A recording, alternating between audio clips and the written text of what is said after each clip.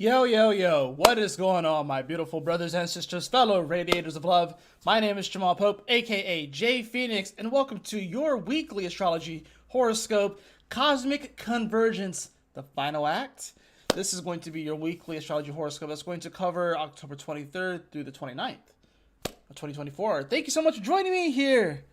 I voted today. In any event, I'm not going to talk too much about that. But let's go ahead and hop into it, right? This is kind of an interesting week. There's not like a ton of stuff happening, but once again, the biggest day of the week is on the weekend. It's on Sunday.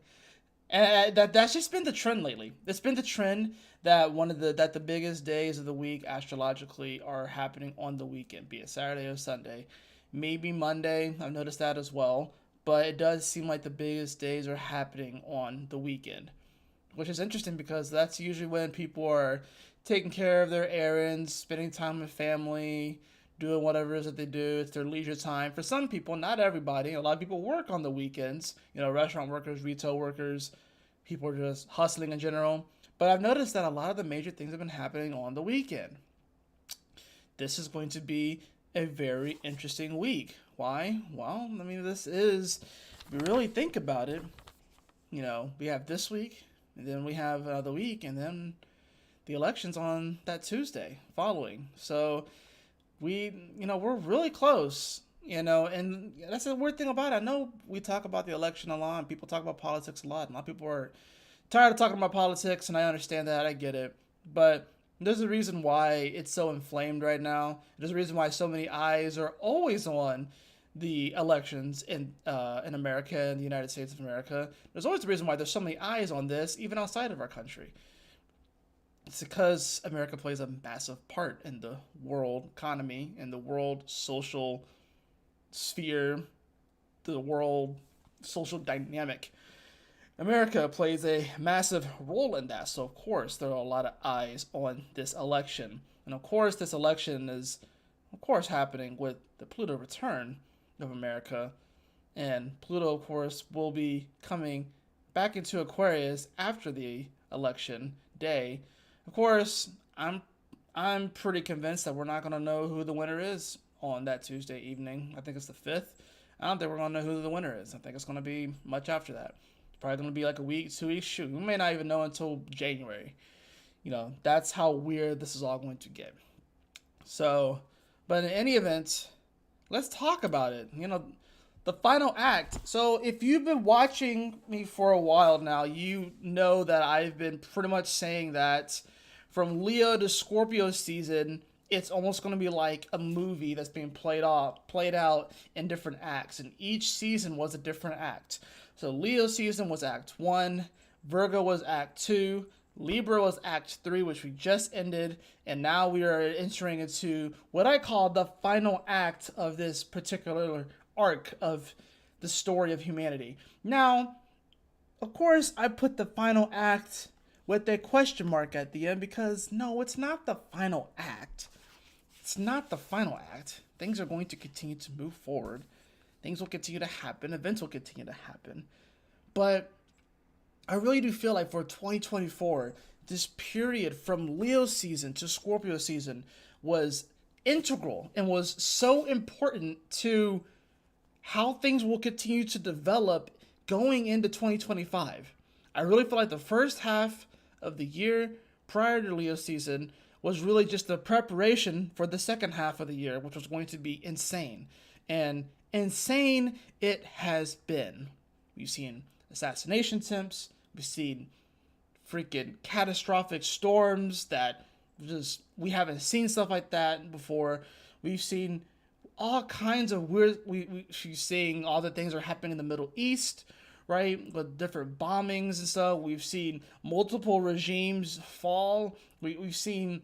Sure, I think was it in Bangladesh where like the leader of that country like fled the country or something like that. We've seen so much stuff from Leo season to Scorpio season, and like I said, now we're entering this final act. Now, why did I can it at Scorpio? Why didn't I continue it into Sag? Well, the main reason is that Pluto. The main reason is that Pluto will be shifting into Aquarius and will be there for the next 20 years. So this final act was in many ways the conclusion of this massive cycle, this 16-year cycle of Pluto and Capricorn that we have been in since 2008. And this is the Scorpio season is the culmination and the climax of all of this energy. Now, there are other planets that are at the end of their signs too, though. We have Neptune at the end of Pisces. Neptune has been one of, if not the strongest planet this entire year, which is why things feel so weird, which is why things feel kind of delirious. It may be why people are feeling delusional, out there wanting to escape. It explains a lot because Neptune is the only planet that's been at its strength this entire year. No other planet can say that. No other planet can say that. It's been at its strength this entire year, right? So we have that. We have Uranus here at the end of Taurus, right? Getting ready to go into Gemini soon. You know, we have planets that are getting ready to ingress. Planets that take long, that have long transits. You remember Uranus, 184. Oh, it's 84 years cycle around the sun. Neptune, I think it's like what I can't remember off the top of my head, but I know it's over 100 years. And Pluto is 248 years. So we're talking long cycles, multi-generationals, multiple generations living within these cycles. And we are at the culmination point of all of these planets shifting within the next 2 years. That's major. So yes, this is in many ways the final act because this is going to kick off the domino effect of these planets shifting. And of course, what's interesting is that it is the furthest out planet that will make its ingress into its new sign first. So the slowest moving planet, of course, shifts first. And then I believe it's Neptune, then I believe it's Uranus. So it kind of goes from the outward to the in. Now, as far as this image goes, we have our archer here. He has green hair again. And we have this looming, demonic looking, insane, honestly kind of badass looking creature blowing these green flames at his friend, who's now small again. He's small again. And when I was like creating, it took me a while to create this image, y'all. Like I went through so many iterations of this trying to make it right. I was like, have the archer and the dragon fighting some giant looming monster. And it kept having them fight each other. It kept having them fight each other. And I kept having to readjust it and readjust it and readjust it. It's kind of annoying, I'm not gonna lie. But then this image came across and I was like, wait a minute. Like, this speaks to me.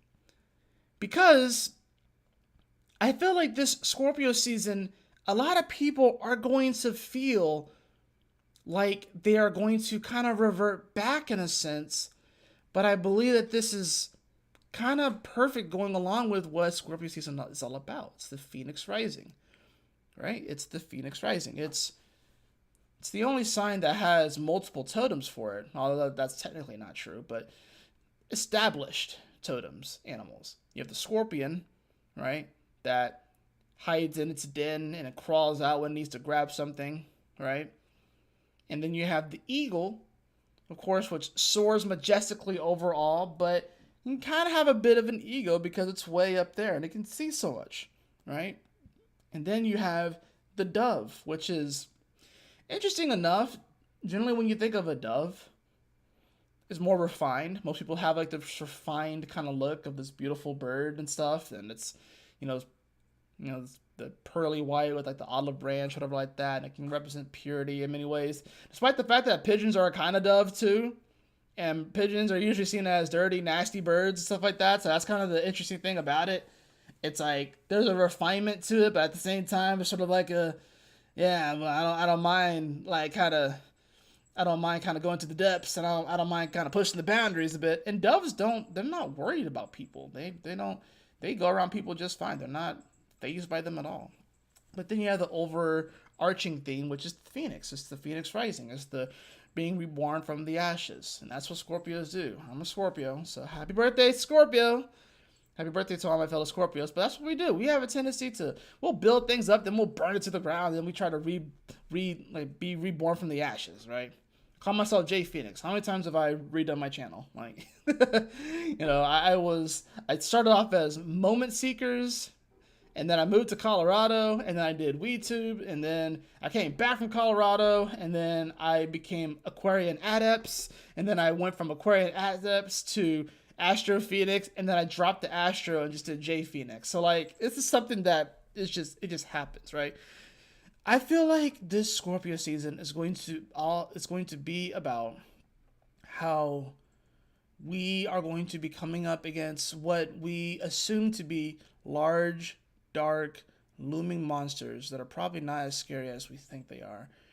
But it's casting down this flame, and it's kind of turning his dragon, the Archer's dragon, which was once a pretty respectful, pretty decent sized dragon himself, and now he's kind of reverting him back to a child, in a sense.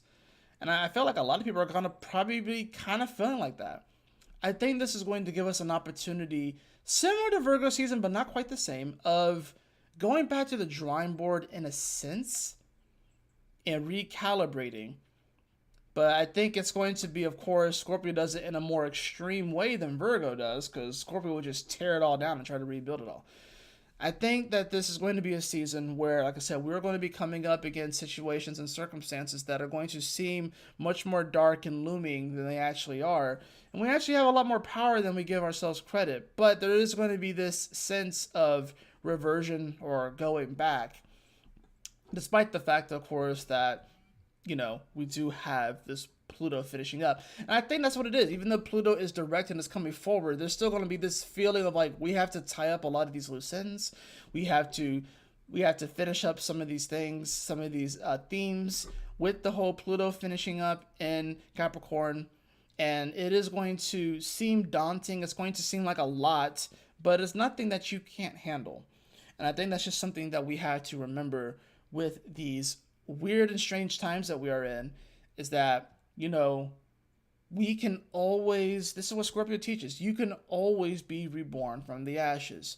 No matter what happens in your life, there is a deep innate power within all of us, right? There's a deep innate power within all of us. And no matter what happens, we can climb out of those holes and those depths, and we can become something more than what we are in that moment, right? And generally, when you think of Scorpio, and you think of the three totems, the scorpion, the eagle, and the dove, it's an evolution. But what they don't tell you is that it's not like you start as the scorpion, and then when you go and become an eagle, that you'll never be a scorpion again. Or then when you go from the eagle to a dove, that you'll never be an eagle again. No, you oscillate between these three different paradigms. And the phoenix is the overarching element that allows the transformation to occur. But I think what happens, and what people fail to realize, and this is what Scorpio teaches, is that there are going to be highs and lows in life. And not that the Scorpio, just because you're a Scorpion doesn't mean that it's all bad and it's like an inherently like a low. And Scorpions definitely teach a lot as well, right? So there's this thing where we have to realize that life oscillates between what we perceive as positive and what we perceive as negative. It's about how can we observe this energy, how can we transmute that energy, because that's the other thing about Scorpio, is that it transmutes energy. I'm going to be revealing probably too many secrets of Scorpio, because I am a Scorpio, and Scorpio energy is so fucking misunderstood, when really Scorpios just absorb energy. They just absorb energy and they transmute that shit. There's a magnetism to this energy. So I think this is actually a good thing. I think this is the spice that a lot of people are looking for, because Leo season was kind of fun. Virgo season was very boring. It was very mundane. But it wasn't a bad boring. It was only boring if you couldn't see the value in the day-to-day work and reality, and it doesn't have to be exciting all the time. But Virgo season was kind of boring. Libra season was very chatty. A lot of people were talking during Libra season. I don't know if you noticed that, but it was very, very chatty, especially after the eclipse. Things got very, very chatty. A lot of people were saying this and that and whatever and the third. This Scorpio season is going to be very intense. People are going to feel things a lot more intensely and much more in depth. And some people may not be prepared for that because Scorpio is also a very psychological kind of energy. So if you are unprepared psychologically for this time, you may find yourself not having a good time. And this can be sparked by many different things. But of course, one of the main things that this is going to be spiked by is the election itself. The election is going to spark a lot of mental health things and issues. It just is. On both sides too. It's not just going to be on one side, it's going to be on both sides. So I think this is going to be where we have to realize that no matter what happens, humanity always seems to find a way and make it through. No matter what happens. And that's what Scorpio teaches. So it's about taking the energy and transmuting it and transforming it into something that is more positive and something that you can actually utilize, right? But I will say that this first week of Scorpio season is going to be a bit boring. It's like the calm before the storm. Because I feel like after this, I feel like Scorpio season really will start with that new moon in Scorpio, which we'll talk about next week. But this first week of Scorpio season is going to feel kind of, The Sunday's going to have some spice to it, but it's going to feel kind of like, And I think that's why I have it like this, because it's almost like this season is going to come in and seemingly take the wind out of our sails. But I think it's a good thing. I think this is a week that kind of does knock us down a peg, not necessarily in a negative sense, but it's also going to show us just how far we've come and just how strong we are. It's going to be a week where it kind of makes us realize what is really important, right? So, and really make us realize, where's your strength? Where's your resolve? When things are being taken away from you, when things are being revealed, that's the other thing about Scorpio, is that a lot of secrets are going to start to be revealed when your shields are down. Because ironically, with Pluto being the outermost planet, it does create energetically this protective layer for our solar system, right? Such a small planet can do that. But energetically, what the planet does, it's about protection as well. But what happens when you let your guard down and your shields down? What happens then? And I feel like this is going to be a week where I think collectively our shield and our guard is going to be down. So that means that things are going to get a little bit more sensitive. And if people aren't prepared for that sensitivity, then they're going to find themselves not really having the best of times with this. Now, why does it move the entire thing? That's quite annoying, honestly. I wish it wouldn't do that. So I can, boom. I want to be able to see myself at the same time when I'm doing this. So, as of right now, we have this moon here in Cancer. It's getting ready to conjunct Mars, right? It already has squared Chiron by this point. And today, Wednesday, is just going to be a day where the moon is making aspects. We don't really have a whole lot of other things going on, but we do have some building energy. Of course, the sun has freshly ingressed into Scorpio. So happy birthday to all the Scorpios out there. Major shout out to my grandfather, Bad Jack. He is 90 years old today. I'm going to actually go and see him this weekend. Some families getting together for his birthday this weekend. But his birthday is today. He is 90 years old, and that man is a legend and such an inspiration to me and a lot of other people. So big shout outs to Bad Jack. We call him Bad Jack, yeah. So, but we do have that. We also, of course, are going to be seeing this Mars building up to the opposition to Pluto, which we're not going to quite get to because Mars is moving very, very, very, very slow. So we're not going to quite get to that aspect this week. All right. So, but we do have that moon that's going to be on Mars today. That's, of course, going to make emotions a little bit more intense, especially being in opposition to Mars, even though it is a 4-degree orb. It's not exact, but it still puts some pressure on those things, right? So I think this is about how can we emotionally mature in our lives? How can we do the emotionally mature thing even when things are not feeling super comfortable? And it's going to be kind of easy to want to side with, the the temper tantrums that we want to throw in life. Mars and Cancer, I keep saying it's like a temper tantrum. So that's pretty much what it is. All right. That also does speak to how we can find strength in having a, better home life and realizing that our home life is actually, that's where everything starts, right? When you wake up, it's everything starts there. That sets the vibration for the day, the tone for the day. And I think that's important. So that's the good thing about Mars and Cancer is that like the actions that you take in the morning and as your day begins is going to set the tone for your whole day. And I think that's very important to consider, right? Well, we're going to see this moon essentially. It's going to finish up throughout the day. It's going to make a nice little trine over to Neptune, which is pretty cool. Nice harmonious aspect right there. But we've been getting these for a while now. This moon trining over to Neptune, right? So, and we're going to continue to get them until Neptune finally ingresses into Aries. Although I believe it ingresses into Aries and it goes back into Pisces one more time and then it comes back into Aries. So, kind of the same thing that Pluto does, except it only does one pass instead of two. So we'll see that happen on this day as well. And of course, towards the tail end of the day, we're going to actually see that moon oppose Pluto exactly as well. So, this Wednesday, I feel like it's just one of those days where it's just like, square Chiron, conjunct Mars, sextile Uranus, trine Neptune, oppose Pluto. So it's like, it's a little bit all over the place.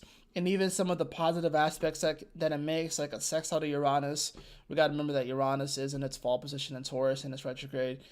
And we have to remember that Neptune is, I wouldn't say it's like a malefic or negative planet, but it's definitely one where we can get washed up in the current. And, like water, it can be smooth and soft and still, and also can be a torrential downpour, and it also can be a tsunami. It can be a calm river, and then it can be a level 5 rapid, and it's really all based off of just, it's kind of random, and it's kind of the vibes of everything. I feel like emotions on this Wednesday could be kind of up and down, but all over the place potentially. Of course, I'm making this at 2:34 p.m., so it's like, this is still relatively early in the day for those of us in America. For those of you guys in Europe, you're kind of getting towards the tail end of your day now, getting ready to have dinner and stuff too. So, there might be fights at dinner, with the moon on Mars opposing Pluto as well. So it's like, just kind of be wary of that. Moon and Mars always kind of definitely inflames emotions and makes things more passionate. It doesn't have to be necessarily a bad thing too. But it definitely can make things a lot more embroiled potentially too. So just something to be wary of whenever you see Moon Mars conjunctions or Moon Mars aspects. Conjunctions means that the planets amplify each other's energy, right? So if they're amplifying each other's energy, and this is in Cancer. This is, like I said, you want to talk about a temper tantrum. This is like a temper tantrum of all temper tantrums. Now, granted, if this was opposed Pluto, it'd be a lot worse. If it was opposed Pluto exactly, this would be even like crazier, right? This would be a lot more, but it's not opposed exactly, so at least we have that. Granted, it isn't square to Juno, over here in Libra. So for those of you who are in committed relationships and stuff like that, just be wary. You don't want to just this. It could be it could be go one of two ways. This could be like positive in the way that, like, I don't know why I'm getting the image of like a couple having angry sex or something like that. That's just what came to my mind. Or this can go the complete opposite direction and one of y'all ends up sleeping on the couch. You know what I mean? So it's like, it's one of those things where it can play out in many different ways, right? But that's just kind of where the energy is. Now, going into this Thursday, once again, this is a day where it's mostly the moon that's going to be making aspects and stuff. The moon is going to shift into Leo, which is going to immediately add to some of the spice, and we get the third quarter square to the sun at 1 degree. So you're talking about you going from socialite Libra energy to like this deep, intense feeling energy of Scorpio, right, with the sun there. And then you have the moon shifting into Leo, which is just going to add to the pizzazz and the dramaticism of everything. Yeah. So this is going to inject a little bit of a spice, right? I don't know what kind of spices you like to use. I'm a Cholula guy myself. Some people like Tabasco sauce. Some people like Texas Pete. I used to like Texas Pete. Some people like the Valentina hot sauce. I'm a Cholula guy. So this is going to inject some hot sauce, if you will, into things. And it's going to make Thursday rather spicy, if you will. Rather spicy, especially with that third quarter square. Like I said, the sun and Scorpio, now we are going to be a lot more concerned about, you know, more scorpionic things, trying to uncover truths, the catacombs, the skeletons in the closet, it's spooky season, if you will. Although, I guess you could say it's spooky season all of October. But, it's spooky season. It is, like I said, the things that we keep hidden. This is the dragon sitting on top of the jewels in, the catacombs and the tombs, if you will. So those are the things that we're going to be kind of reacting, responding to. And like I said, we're feeling things a lot more deeply. This is fixed water, right? And this moon in Leo is going to be interesting because it's going to attempt to thaw out some of the iciness of the Scorpio. Plus, we also have Mercury here too. So it's going to attempt to thaw out some of this iciness. And we will see as the sun continues throughout Scorpio, it will start to reveal through its light and its illumination a lot of what Mercury has already been uncovering. Because Mercury in Scorpio is definitely an investigator. Think Sherlock Holmes kind of energy, right? Then the sun is just going to reveal all this sort of stuff. So a lot of things have not even come to light yet. There are a lot of things that people are going to start to feel, and they're not going to get the confirmation until 2 weeks from now, 3 weeks from now, maybe even 4 weeks from now. It's going to take a while to get some of this confirmation. And this is, Mercury still has to retrograde in Sagittarius. So that's the thing. We're going to get information that's going to get revealed. And then once Mercury goes into Sag and retrogrades there, people are going to have a certain belief about it. But then they're going to have to even question their belief about it. And start to ask themselves, why do I believe this? Why do I think that this is true? That's the thing about it. Because Sagittarius is belief, not facts. Facts is Gemini, right? So that's what I'm saying. We are entering a very weird time where people are going to start to feel the truth more before it's actually revealed. And then that's to make some people feel like they're crazy. Like they're weird. Like people are going to be channeling stuff too. That's the other thing about this. People are going to start channeling other things. Because what is Scorpio? Death. It's the death card, right? Right. So this is a time where the veil is particularly thin, especially on Halloween, especially on the Day of the Dead. The veil is a lot thinner, right? So it's easier to communicate with the other side for the vast majority of people, right? These are things that I feel like astrologers don't talk about. They just kind of be like, oh, yeah, sun is Scorpio. It's like, yeah, you like sex and, you're very passionate and, you want to have your own business and you want to. That's like basic shit, right? That's why Scorpio is so misunderstood. Because everyone thinks that Scorpio is just intense and they just want to have sex all the time and that they have like these weird boundaries and they're very emotional and they're misunderstood and shit. And that's just like very surface basic level Scorpio shit. Doesn't even get into the depths of what it actually is, right? But we get this moon that's going to shift into Leo, which is definitely going to add a little bit more spice and pizzazz to all of this. So you'll see while the moon is, of course, here in Leo, before it enters into Virgo on the 26th, that we're going to see this Thursday and Friday be a little bit more drama, if you will, right? So the moon will enter Leo. It's going to square the sun at 1 degree. It's also going to trine Venus as well. So that's the other major thing here is that we're going to see this nice little trine over to Venus. And this is a pretty harmonious aspect. In fact, we get somewhat of a grand fire trine between the moon, the north node, and Venus. It's a 2-degree orb, but it's still pretty close. And especially considering the fact that these nodes are the lunar nodes, I'm going to count it, right? So, in fact, if you really want to look at it, you can see it as a kite because you have the north node, south node, and Venus and the moon are making a sextile over to this south node. So, this Thursday could definitely inject some nice positivity into things.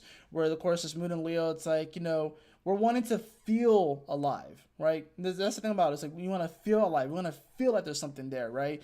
This Venus in Sag is wanting to receive some sort of vision, some sort of higher vision, especially with the North Node in Aries here as well.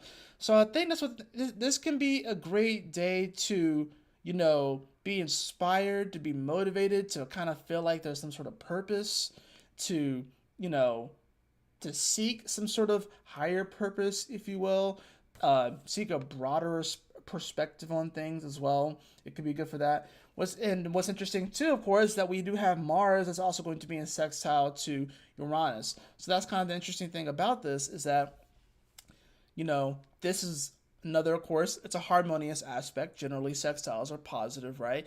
But Mars is in fall. Uranus is in fall. This is kind of the nice thing about this because then this can sort of get people on the same page. It's just like going up to an individual and be like, you know what? Shoot, I got a flat tire. And the other person's like, you know what? Shoot, one of my brakes is messed up. And it's like there's a sense of almost camaraderie in how things aren't necessarily going exactly the way that they want them to.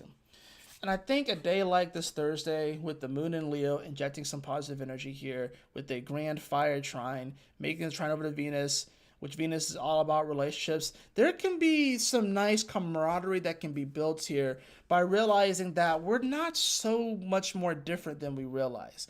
Because Uranus and Taurus will have you think that you are so much more different, but then Mars and Cancer, it kind of gets to the emotional root of things. And you kind of start to realize, what are the things that people, because the thing about Mars is its desires and needs and wants in many ways, right? So, especially like from like the more, I guess, like physical aspect too. So Mars and Cancer is like, we all need, companionship. We all need love. We all need some sort of security. We all need a home, right? And this Mars sextile Uranus can give us an opportunity to maybe kind of see eye to eye or at least get on the same page with other people that we may not feel like we should be able to be on the same page, or we may think that they are our enemy. That's the thing about Mars too. Mars is this warrior-like energy, but Mars is slowing down too. We have to take that into consideration too. It's that like Mars is not at its full strength. It's slowing down and it's in a place where it doesn't like to be in. So it's not like a lot of people have a lot of firepower left anyways in the tank. As far as like, I literally am getting this image of like I don't know, I'm getting this, I don't know, I'm getting this image for some reason. I thought about like Pokemon the first movie when all of the Pokemon that were fighting each other, like they were like you had like the regular Pokemon and then you had Mewtwo's army and they're like the clones and they were fighting each other and stuff. But like I gotta like bring up an image of this because otherwise you're not gonna know what I'm talking about. Let's see, Mewtwo's clones fighting.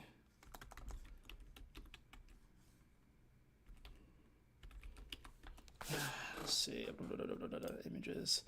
It's like yeah. It's the particular one with like, I mean, I'll just share my screen, I guess. But let's see.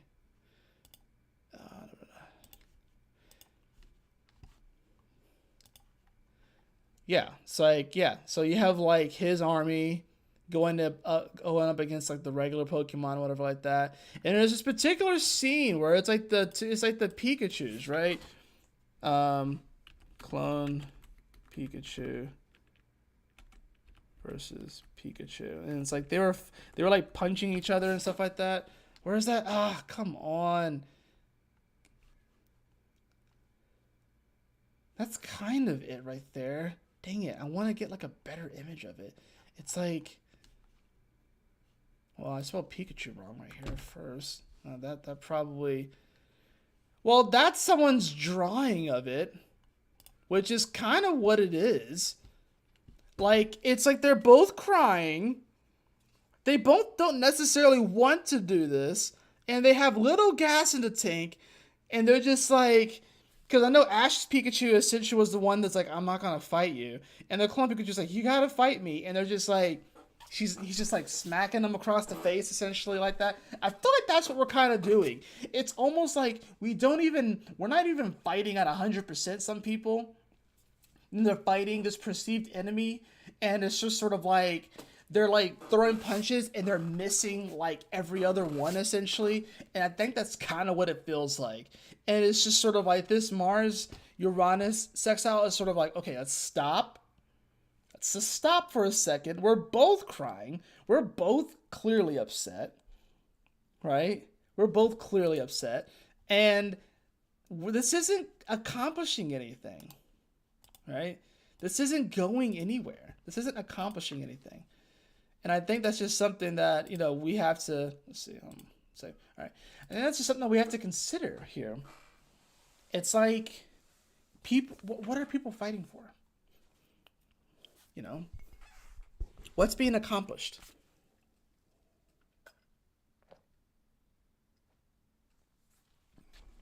So I think this is a day that can help to inspire and motivate you to realize that there is something greater, there's something more, and that you can connect to people. You can connect to other people, even if you don't necessarily are on the same page with things.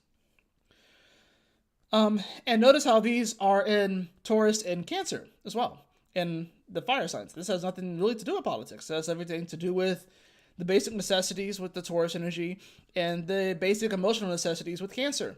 So it has nothing to do with like the politics and the policies and all that sort of stuff and the, societal, norms and all that stuff. This has things to do with the basic necessities that all creatures on this planet need and have.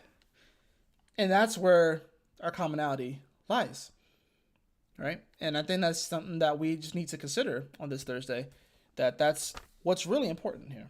So now, as we move into Friday, we'll, of course, see this moon make a nice little quincunx over to Saturn at 13 degrees, and it will square Mercury. It's also going to trine Chiron and sextile Jupiter. So once again, this is a day where we are only going to be seeing the moon make aspects. The first aspect we get is the quincunx to Saturn, 150-degree aspect. So this, of course, is happening pretty early in the morning, so no one in America is really going to be awake for this one. I mean, some of y'all might be awake for this, but most of y'all probably won't be awake for this one. And even Europe kind of waking up to this energy, per se.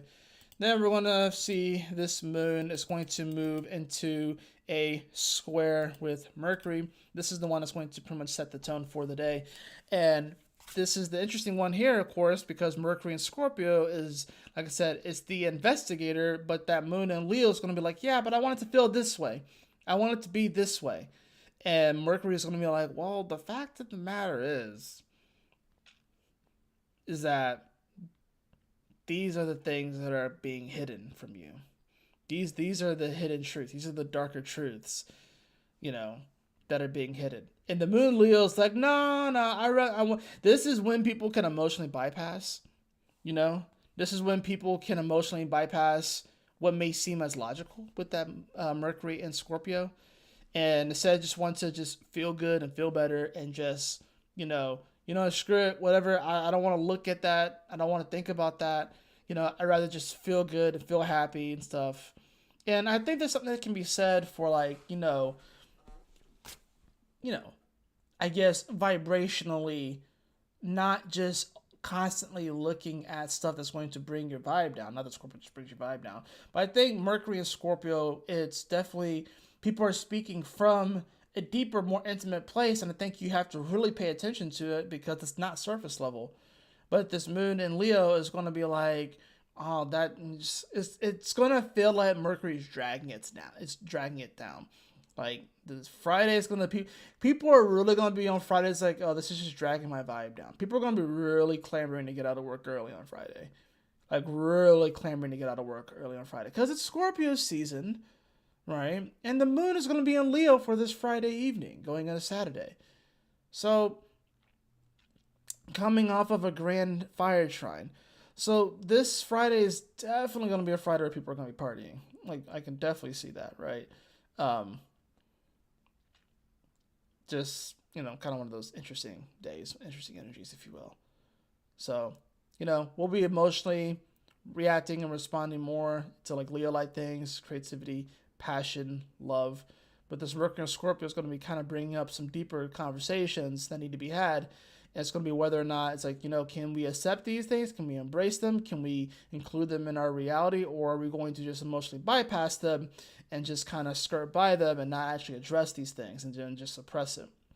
So the thing about Scorpios is that Scorpios will suppress things for a certain time and then it'll kind of blow out, So you don't want to just suppress what you're feeling right now. You don't want to suppress things just because you might have a deep conversation or maybe, heavier than you want it to be and stuff.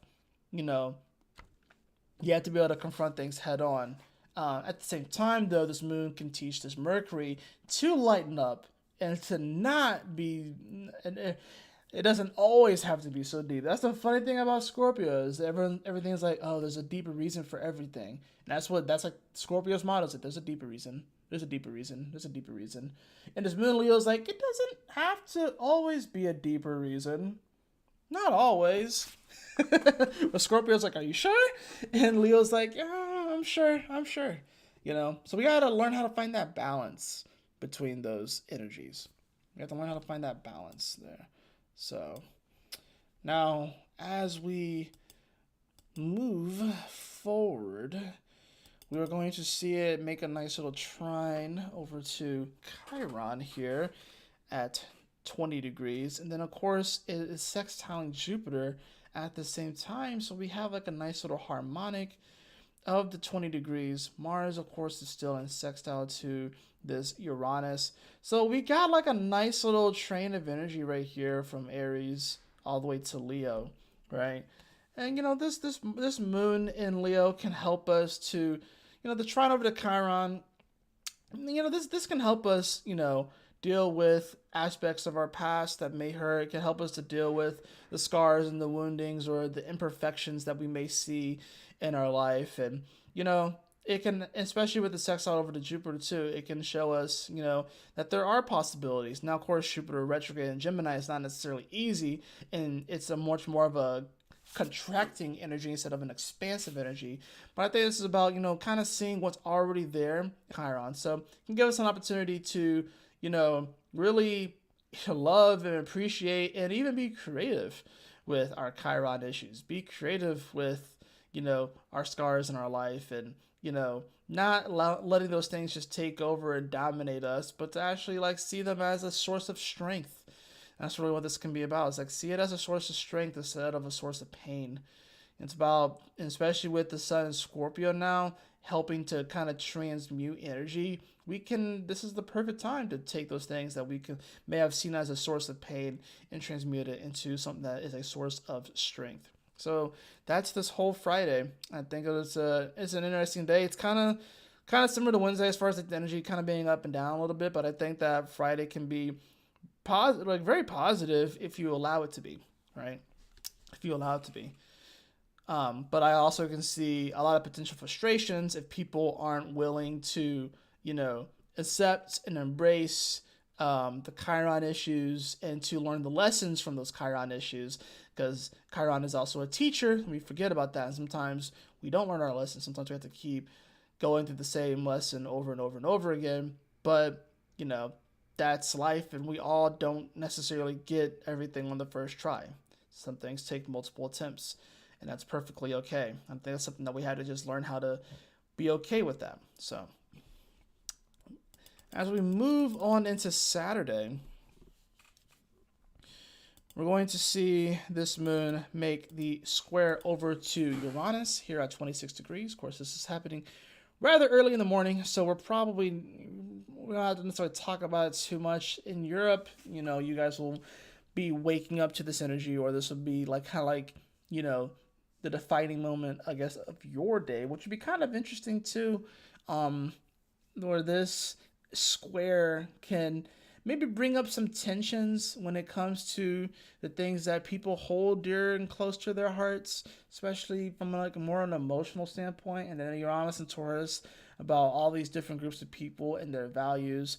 So there can be some tension when it comes to that. The moon is in semi-sextile to Mars. It's a 30-degree angle, right? So, it does kind of add like another element here too. Semi-sextiles, they're kind of an interesting one because it's like it kind of completes one piece of the pie, if you will. If this is like one cut and then that's like another cut, that's like one piece of the pie. So, and it allows you to actually like, you can't just make one incision. In order to get your own piece, you have to make another incision. So they kind of do work hand in hand to kind of be able to extract some sort of meaning. So this moon is semi-sextile Mars, while it's also square to Uranus. This is about, what information can we kind of extract from these moments to where we can hopefully see a little bit more eye to eye with people and realize that some of these fights that we're doing and just I felt like I'm really seeing someone just like flailing and trying to fight someone, but they're like landing like 5% of their hits. And the other person's landing like 5% of their hits. And they're wasting all this time and all this energy and all this stress trying to get these hits in when they're not even in their strength in the first place. So I think that this moon hitting this 26 degree and kind of, adding to the element of all this and kind of injecting that kind of interesting energy into it can help to, potentially break up some of the unnecessary, shit throwing, if you will. At least that's the way that I'm kind of channeling it here. Now, this moon, of course, is also going to be making the quincunx over to Neptune here at 27 degrees. And, this does kind of create a bit of a yod. It's not exact, but we've been getting these yods because of Pluto at the end of Capricorn and Neptune at the end of Pisces. So we've been getting these yods here on these last few degrees of Leo, which is important because this is where the Venus retrograde happened last year, right? So these degrees have been getting hit a lot. And of course, these are also the degrees that Regulus, of course, recently shifted to 0 degrees of Virgo, the last of the 4 royal fixed stars to shift into a sign, right? And into a mutable sign. All the other royal stars have shifted into their respective mutable signs. Regulus was the last one. So, and this is, of course, Regulus is what? The heart of the lion. So we are getting to the heart of a lot of issues here with this moon constantly like when it goes into Leo, as it's been quincunxing Pluto, as it's been quincunxing Neptune, and there's the Yah, which is the finger god, kind of pointing to the spot. So we are getting to the heart of a lot of things. We are getting to the heart of issues, and it does make things to be a little bit more sensitive and a little bit more intense, but it is necessary for our growth and development, right? So we'll see that moon shift into Virgo here at 0 degrees, of course. It's going to be happening, just afternoon here on the East Coast. We'll see that happen. And from there, the only other thing that the moon does is sextile the sun at 3 degrees. And that's it for Saturday. And like I said, like I said, this is an interesting week because it's adding some spice to things, but then it cools off a little bit with the moon going to Virgo. But then Sunday, like I said, I feel like is probably the biggest day of the week. So let's go ahead and take a look at that. So as we move into Sunday, the moon in Virgo, first thing it does is it's going to make a square over to Venus here at 11 degrees. This is going to happen pretty early in the morning, around 10:30 a.m. Eastern Standard Time. So it's going to really set the tone for the day. Now, of course, that moon in Virgo, definitely going to be focused on a lot more Virgo things, analyzing our reality, our day-to-day reality, about, Virgo is like the harvesting, if you will. It's cleanliness. It's, tidiness. It's the details in many ways. They're the alchemists of the zodiac, if you will. And this Venus in Sag is an interesting one because Venus in Sag, it can feel very non-committal. Very, very flighty, very, very just kind of going by the seat of their pants. If it sees something that it wants, it just locks in on that target, but it's really easy to distract Venus when it's in Sag. So with that moon in Virgo, though, it does bring a dose of reality here It brings a nice little dose of reality. It's like, think about the ramifications of what it is to mix up your energy with certain people. Not that it's a bad thing, but we have to consider these things and how that's going to affect your day-to-day reality. So, I think people are going to be, especially after like Friday and Saturday, people are going to be waking up Sunday with that Venus squaring the moon and being like, oh man, like, I didn't really think that through, you know, those decisions that I did Friday and Saturday. I didn't really think that through, and now you're going to have to live with the reality of that when the moon goes into Virgo and squares this Venus, and that's just the first start of it. That's just the beginning. It's also going to oppose Saturn at 12 degrees, or 13 degrees actually, technically. So it's like, well, let's actually see just how close. No, what happened? What did I do? What did I do? Uh-oh. Can I go back? How did I do that? How do I go back to the way I did it? That's so weird. How did I even do that in the first place? What did I click? Oh, I clicked on dial. That's what I did. Jeez. Okay. I didn't even mean to do that. I meant to do this to see if it's going to oppose at 1300. And it looks like it is. Yeah, 1300. So we're going to get square to Venus, and then we're going to get it to oppose Saturn. So effectively a T-square between the moon, Venus, and Saturn. So that's going to add a good bit of pressure to all of this, right? Of course, Saturn and Pisces calling into spiritual integrity, the divine timing of things as well. That's the thing about this. So there's a divine timing element to all of this as well. So we are going to see that. And then we also are going to see on this day, this Mercury is going to make a quincunx over to Chiron on this day.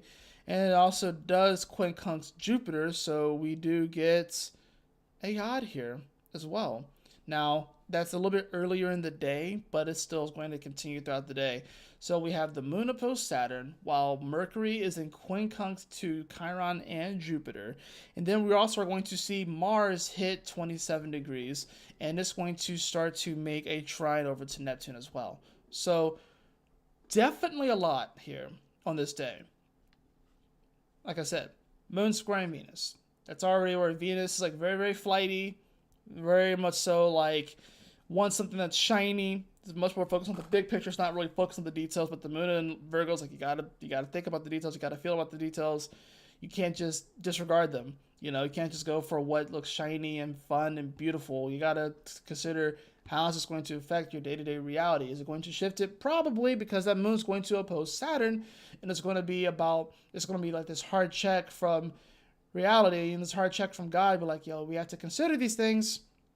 Consider the spiritual integrity of things and how this is going to shift a lot. But then, of course, we have Mercury here. Like I said, it's going to be in quincunx to Chiron and Jupiter on this day. So we get another yod, and this is going to be revealing quite a lot. This Chiron, of course, in Aries, people are going to be very, very sensitive with that, especially when it comes to expressing who they are. And if they don't know how to express who they are, it's going to be a lot tougher. And this Jupiter and Gemini is going to want to expand on different things and it wants more facts, but it's retrograde in Gemini, so it's going to be a bit of a contraction here. And Mercury in Scorpio is already revealing a lot. I feel like this is a Sunday where people are going to be feeling very, very edgy because I feel like there should be more information coming out, but it's not quite coming out in the way that we thought, or not, in the way that we want it to come out. I feel like people want this to be like the nail in the coffin for whatever it is that they want to see happen in the world, but it's not. It's not the final blow that we think it is, right? So I think that's why like this, even this large looming creature is like, maybe this will be the final blow and I can take this guy out. Like, no, it's not the final blow. So it's like, this is a day that kind of, and it's interesting too, because this Mercury, when it does actually make the quincunx officially, which is like earlier in the day, mind you.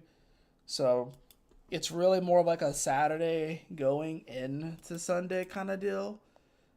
but we're still going to feel that energy throughout the day, right? We're still going to feel that energy throughout Sunday. But this moon, no, this Mercury happens to be on my Pluto. I have Pluto at 20 degrees of Scorpio. I have Mercury, not Mercury, I have Mars at 21 degrees of Scorpio. My sun's 24, so Mercury is going to actually be on my Mars for most of this Sunday, right? So that's pretty cool. But in any event, the fact that we have all of this stuff happening in one day, like I said, if you've been here just while I'm watching this video, a lot of it's been the moon making aspects and occasionally another planet making an aspect. Whereas this one, we have major aspects and major yaw between Chiron, Jupiter, and Mercury, which is definitely like pointing things to that Mercury energy. I'll read 20 degrees of Scorpio too, but then we also have that opposition with the moon to Saturn, and it's also squaring Venus.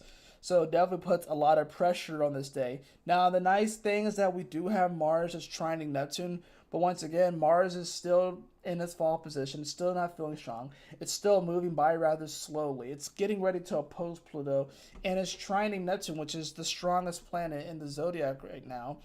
It's the strongest planet in astrology right now, and it has been the strongest planet in astrology for a while, right? So it really does feel like there's an element of needing to trust in the plan and trust in the divine timing of things, because I feel like this is a day where people can feel weak, they can feel like they're not good enough, they can feel like it almost can kind of feel like the end, if you will, especially with Mars getting ready to oppose Pluto, and people are like really worried about the reality and the comfortability of it and whether or not they can actually survive in this new world and this new system, because everything is changing. There can be this feelings like of overall like people truthfully wondering if they can actually make it through and get through it, actually like continue. Like, and not to say it from like even like a morbid standpoint, but just like I feel like this is gonna be the moment where some people may start to like maybe give up on relationships, give up on jobs, give up on projects, give up on dreams. It's the moment where people are just sort of, especially with that moon in Virgo, because it's gonna be very, very persnickety and very, very like, yeah, but there's this thing that you didn't do, and that thing you didn't do perfect, and then that thing you didn't do, and that thing you didn't do perfect, whatever. And with the square to Venus too, it's like, yeah, you were excited about that project, but that didn't go well. You were excited about that relationship, but that didn't go well. And it can mount and it can build. And that Mars in Cancer wants to put more energy into it, but there's only so much energy that it can give, right? And Neptune over here, it's just sort of like, it's like a genie. It's like, just say the words.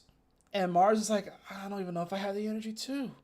I think that's the other part about this. I feel like there's a lack of energy that people are feeling. That's the weird thing about the Scorpio season. That's injecting some spice and some necessary oomph so people can feel alive again. But the first week is not going to really feel that way. It's going to be like I kind of up and down. It's like there's going to be moments where it does, and then moments where it doesn't work really much at all. Things won't really kick off until the new moon in Scorpio, right?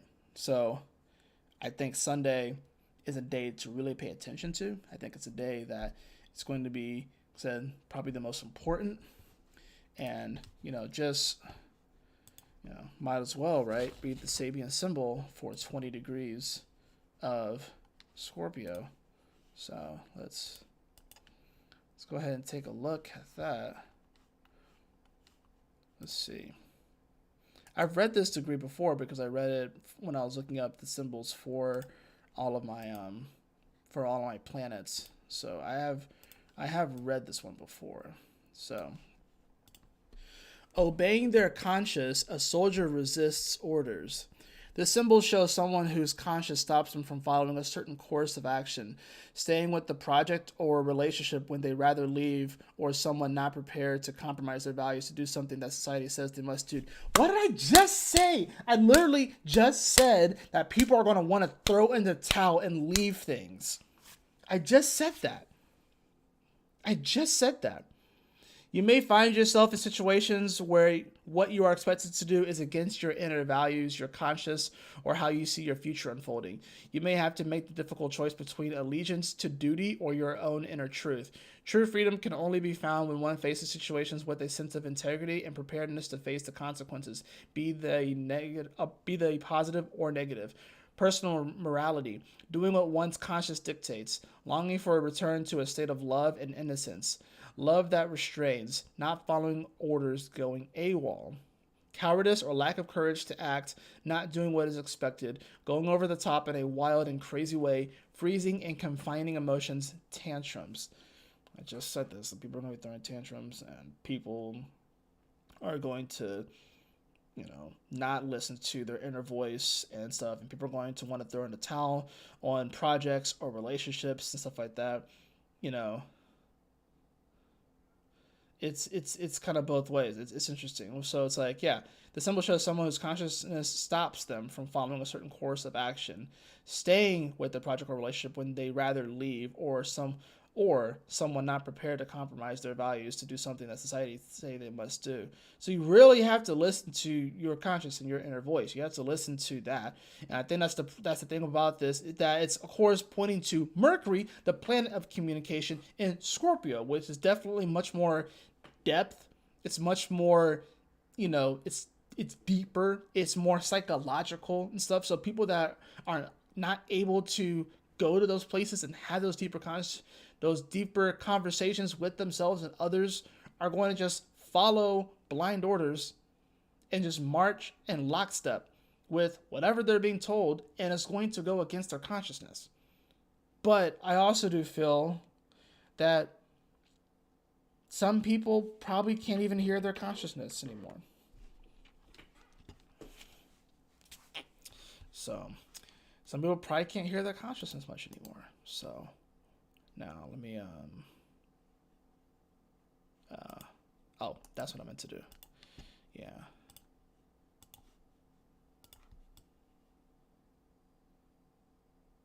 All right, cool.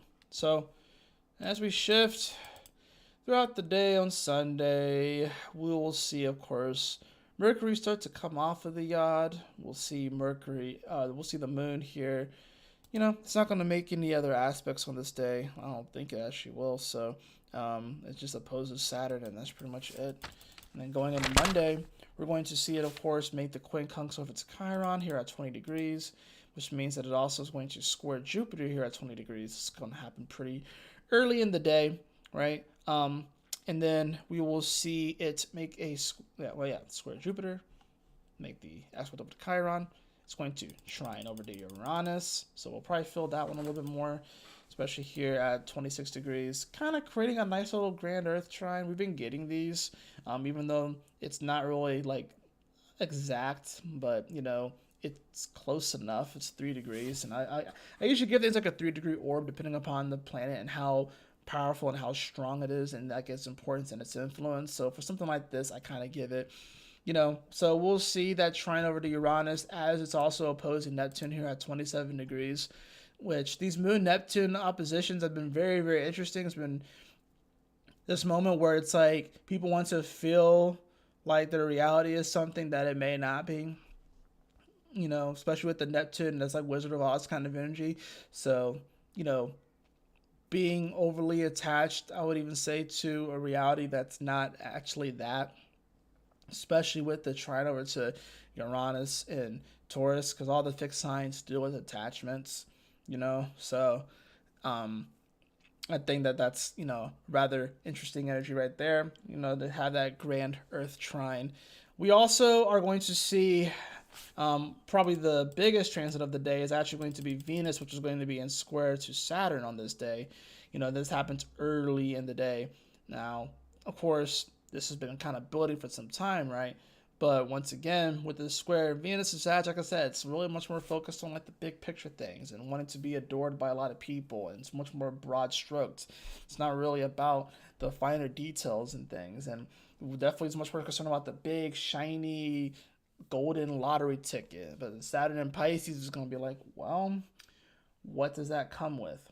it's not so much that it's going to deny or not give Venus what it desires or wants to receive, but it's going to ask the question of like what comes with that thing.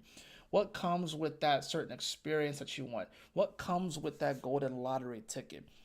Does it, and all of it, regardless, is going to come with some level of responsibility. So sometimes I think we can get caught up on how fun or exciting something looks, but then there's always some level of responsibility that comes with it. We have to ask ourselves, are we okay with that level of responsibility? Are we okay what happens when we win the lottery? The responsibility that comes with that. All the random relationships that are just going to come up out of nowhere. People that you never talked to that are suddenly just wanting a handout. A lot of people change their name. A lot of people will change everything about their lives because they know if they get like a large sum of money like that, it does something to the minds of everyone around them and to that individual. A lot of people squander the money away. So there's a level of responsibility that comes with the things that Venus is wanting when it's here in Sag, right? So that's just something that we have to definitely take into consideration here. As this moon continues throughout the day, like I said, it's going to oppose Neptune, and then it will shift into Libra going into Tuesday. And then when this moon enters into Libra, there's not really a whole lot going on this Tuesday, besides the fact that the moon will be entering into its balsamic phase, so the last 30 degrees before it hits the sun. We will see really the moon just hit the node at 6 degrees, and then that's when it enters into that balsamic phase. It's going to hit the south node, it's going to oppose the north node, it's going to semi-sextile the sun, and it's going to conjunct Black Moon Lilith. And I feel like this Tuesday, because you got to think, at this point, it's literally just a week away from the election night. And I think this is the sort of like that moment where it's sort of like, wow, okay. It's like we're kind of looking into the future, and it seems very, very scary, especially with the Black Moon Lilith there in Libra. It's going to seem very, very scary, and we're going to be wondering, can I overcome this? Can I make it through this? And I'm going to say yes, of course you can. But I think it's going to still come with, are you going to listen to your consciousness? Are you going to just march in lockstep with whatever the dominant narrative is, or what other people want you to do or want you to be? Is that truly liberating? Or is that truly the way to live? Is that really living from the heart? It's by doing what other people expect of you and tell you to do. You know what I'm saying? I think obviously when it comes to certain things, we have rules and different things for a reason. I think we all can agree that killing is not right. You shouldn't kill people, right? There technically aren't any rules, but I think we all agree is that killing is a bad thing, right? We kind of expect that of each other, to not kill other people, right? So, but it's like, when it comes to just like how people think, their beliefs, how people, if people are conducting their lives in a way that is beneficial to them, that doesn't impact or intrude upon someone else's, even if it may look different to them, then who are we to tell that individual to stop or to not live that way? You know what I'm saying?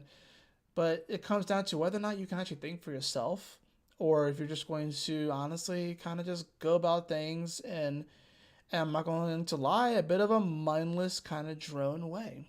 I know that sounds a little harsh, right? I'm a Scorpio, right? That sounds a little bit harsh, but it's true, and it's something that I see. And when I said earlier that I wonder if some people can hear their consciousness, I really do wonder. I wonder, I feel like there's some people that it's harder for them to hear their own consciousness. It's harder for them to even hear God. I'm not going to say, my theory has to do with certain shots, but, who knows? We'll see. Maybe information comes out about that sort of stuff. But I've actually read different reports about people saying that it's harder for them to connect to spirit post-shot, which sounds kind of crazy and wild. I don't know if this video is going to get taken down or demonetized. It's not monetized anyway, so it doesn't matter. They can't. That's the cool thing about my channel, because I'm so small, I'm not even monetized yet, right? So I don't have a lot of people that watch me. So, they can't demonetize this if they wanted to. So, but I just feel like that's kind of where we are right now. I feel like we're in a world where people are looking for answers, and they're trying to create the solution that they want to see because it's going to make them feel the best, instead of seeing the solution that is there that may be a little bit uncomfortable and may not be exactly what they want, but it's the solution that's going to set them free. And I think that's really where we are right now. We have to be willing and open to the solutions that are going to be there, that are going to be able to set us free. Not the things that just feel good, not the things that we want. We have to trust in the divine planning again. And I feel like a lot of people just don't do that, honestly. So I think the best ways to kind of get through times like this is always to remember gratitude. You know, practicing some form of gratitude every single day, whether you purposely set aside time to, say your gratitudes out loud, or you do it enough to the point where now you just start having random moments of gratitude. Like, for example, the other day I was taking a shower, and like I was like, wow, there are a lot of people that will never really get to experience what it's like to take a nice hot shower. And I'm like, I'm using a lot of resources here. There's a lot of water that's being used here, you know, but I get the opportunity to take this nice hot shower, and a lot of people won't ever get that opportunity. In fact, 99.9% of all the humans that have ever lived have never experienced something like that. That's a blessing to be able to experience that. So it's just like, I've kind of gotten to the point with my life of gratitude that like it's so integrated in my day-to-day reality where my gratitude practice isn't necessarily like setting aside 5 to 10 minutes and just writing down what I'm grateful for or whatever. It's sort of baked into my everyday reality, and just I'll just think of different things. I'm like, oh, I'm grateful for that. I'm grateful for that thing. You know, I feel like that has helped me, you know, to see much more on the positive side of things and realize that a lot of the things that we see as really big and scary aren't as big and aren't as scary, because I know that there's always going to be a way. I know that there's always going to be an opportunity to transform and evolve from certain situations and circumstances. And right now, as humanity, we are in the cauldron, if you will, and the universe is cooking up something fierce, something rather fierce, and is going to take all of us to really realize, and it's, just how important our contribution is to the whole. I think this is a week where some people question just how big their contribution to the whole is, because I think they want it to be on something that's much more magnanimous, much more big, something that's where they can affect hundreds of thousands of millions of people. But you do already do that. You just don't know it. It's just not as publicized. And that's okay. So let's go ahead and get into the cards. I poured this beer, but I like barely drank any of it.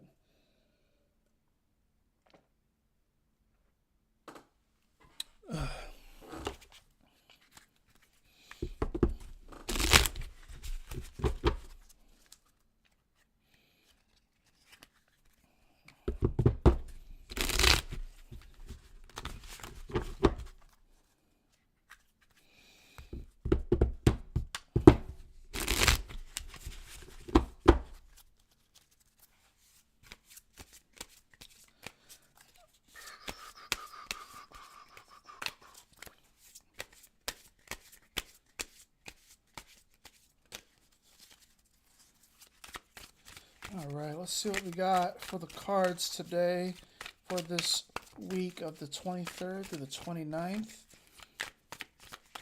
Let's see what we got going on here.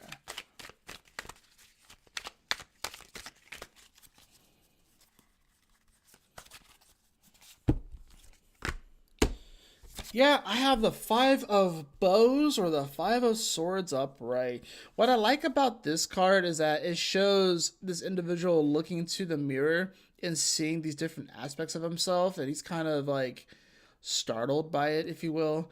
And normally the Five of Swords does speak to a level of strength, but it's always a level of strength by kind of like beating others or maybe taking from others, not necessarily in a malicious way, but you're winning the fight, you're winning the battle, but then those people that are walking away.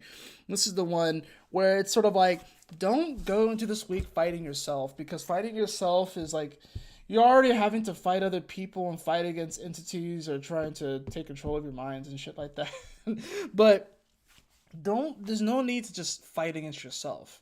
That's why I think it's important to kind of listen to your consciousness. Robbing from yourself is only robbing from yourself. There's nothing else that really can come of it and stuff. I think this can be a great week for some self reflection and for kind of realizing some deeper things, deeper truths about yourself, and kind of like making peace with those sort of things as well. I do have the Lover's card in reverse as well, which is kind of an interesting way with this. I would say definitely, when it comes to relationships, especially romantic relationships, you know, this can be a week where people are really projecting on their partners, projecting their own insecurities onto their partners. You definitely don't want to do that, especially with the Chiron and Aries sextile Jupiter as they both quincunx over to this Mercury. People are going to be projecting their insecurities, and people may say some stuff that they don't actually mean. So I would just be careful about that if you're in like a romantic relationship and stuff. Um, if not, like I said, this is about like not being mean to yourself, not saying disparaging things about yourself. There's a way to be real about where you are and not shoving things down and not hiding from the reality without, being disparaging and putting yourself down in a super negative way. Like, for example, I'm overweight. I know I'm overweight, okay? But I'm not going to go through this week and just be like looking at myself in the mirror and just start calling myself names because I'm overweight and stuff. I'm not going to do that. That's not going to accomplish anything, right? So I think that goes for everybody. Disparage your comments of yourself, even if there's an element of truth to them. There's no need to really go to that realm. It's about, how can we transform and transmute this energy? That's what Scorpio season is all about, right? I also have the Four of Swords in reverse, Four of Bows in reverse. So this shows this individual waking up from a terrible dream. You can see like this apparition in the corner, if you will, that the doctors are claiming is not there, but he can see them, but this is in reverse. So this is definitely a time where, we don't want to just jump the gun and start like, I think, like I said, this is about like, the problems that we face, the big looming monsters in our life, they're probably larger than they actually appear. It's kind of like how, like when you're driving and you look at your side of your mirror and it says, objects of mirror are closer than they appear. I feel like that's kind of how these monsters are in our life. It's like monsters are are smaller than they appear. They're not as big as they look. They look big. They look massive, but they actually are smaller than they you know. So just take that into consideration with this week. Take that into consideration that things seem larger, maybe even more grave than they actually are, when really it's not. It's just about the way that we're perceiving them. You know what I'm saying? And, you know, even if it is that big, doesn't mean that it's nothing that you can't overcome. If you're new to this channel, if you haven't been watching me for a while, like the way I do astrology, I'm going to be definitely very real with you guys, but I'm always going to encourage you guys and always motivate you guys and tell you guys that you guys can do anything that you really want to if you really put your mind to it. I really do believe that. But there's always of course like this element of like I see both sides of like the fate and free will kind of deal. I feel like we've been given free will, but I do feel like God intervenes, you know, especially like through yads and everything like that. I do feel like God will intervene.